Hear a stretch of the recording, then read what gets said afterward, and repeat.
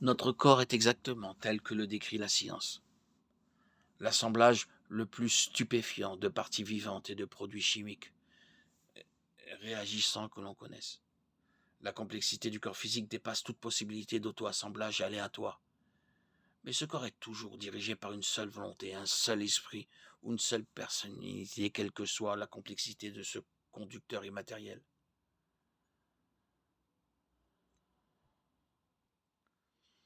La conscience humaine ne peut être expliquée par aucune des lois connues de la physique, ce qui constitue un obstacle à la recherche d'une intelligence artificielle. La réponse à la question du libre arbitre est loin d'être une science établie, un terme qui devrait rarement, voire jamais être utilisé à propos de la science. Pour les scientifiques du monde entier, il s'agit toujours d'une question de conjecture, d'opinion scientifique et de recherche en cours. La Bible ne refute pas directement l'erreur du naturalisme, ni les milliers d'autres erreurs commises par l'homme au cours des millénaires.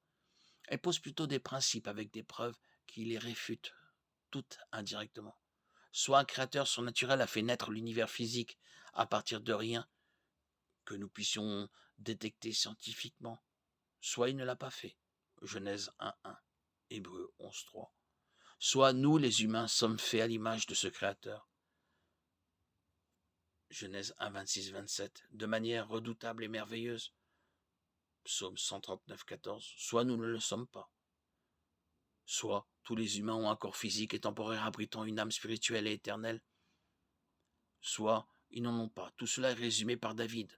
Le fou dit dans son cœur, il n'y a pas de Dieu. Psaume 53, 2.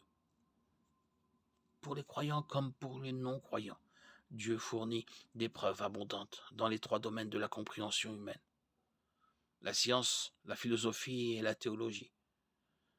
La réalité non physique appelée spirituelle est acceptée non pas par une foi aveugle, mais par une combinaison éclairée d'observation, de raison et de foi.